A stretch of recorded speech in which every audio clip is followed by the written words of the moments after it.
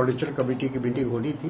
हमको लगता है कि हो सकता है किसी कारणवश अगर उसमें तिथि बदल सकती है। हम सब लोग वहाँ आ रहे हैं एक्सेप्ट तृणमूल कांग्रेस। लेकिन ये तो अपनी मन की बात करते, एक व्यक्ति बोलते हैं, बाकी सब सुनने वाला है भाजपा के अंदर में।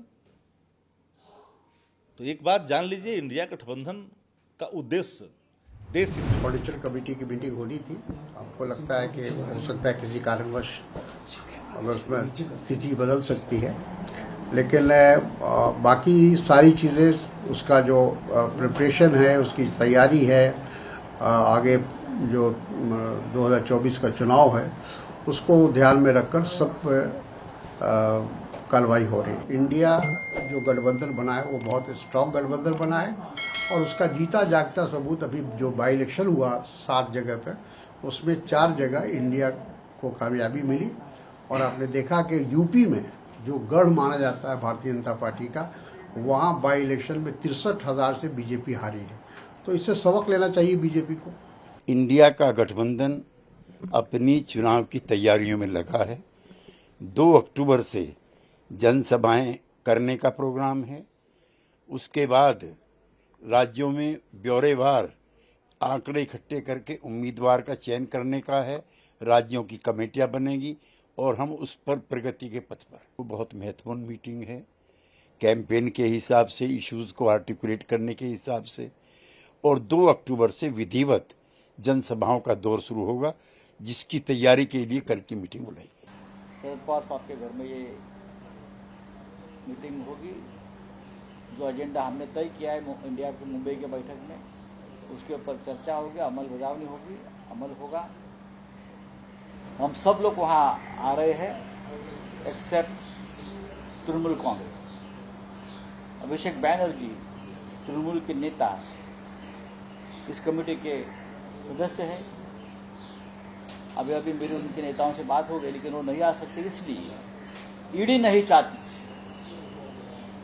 बीजेपी नहीं चाहती, केंद्र सरकार नहीं चाहती कि अभिषेक बैनर्जी दिल्ली में पहुंचे और इंडिया के कोऑर्डिनेशन कमेटी में उनका सहभाग हो। आज की ही तारीख उनको ईडी का समन्स है और बुलाया गया है। लेकिन हमने कहा है उनको कि हम आपकी कुर्सी वैकेंट रखेंगे और देश को संदेश देंगे कि किस प्रकार से सेंट्रल एजेंसी जो इंडिया के हमारे जो मेंबर्स हैं उनको टॉर्चर करने जा रहे हैं। निश्चित रूप से जो लोकसभा के चुनाव है उसके लिए इंडिया की जो पार्टनरशिप हुई है उसकी अगली मीटिंग है। अगली मीटिंग में आगे की सारी जो व्यवस्थाएं हैं, क्योंकि अब चुनाव आ रहा है तो उससे संबंधित और डिटेल में डिस्कशन होगा। मुझे अभी डिटेल में आइडिया नहीं है कि एजेंडा क्या है, लेकिन निश्चित रूप से फिर कैंडिडेट सिलेक्शन से लेकर कैंपेन की प्लानिंग से लेकर मीडिया स्ट्रेटजी, सारी चीज़ों का डिटेल में डिस्कशन होगा। इंडिया गठबंधन की कोऑर्डिनेशन कमेटी की बैठक 13 तारीख की होनी है। सब लोग पहुंचेंगे, अपनी बात रखेंगे और इंडिया गठबंधन का जो भी बैठक हुआ है सफलता की ओर आगे बढ़ा है। सबकी एक ही आकांक्षा है कि देश भय के वातावरण से निकले। लोकतांत्रिक मूल्य जहां हरास होता दिख रहा है, जन सरोकार के सवाल जो भी कोई विपक्ष उठाता है उसके खिलाफ कार्रवाई की बात होती है। तो इससे देश को मुक्ति चाहिए।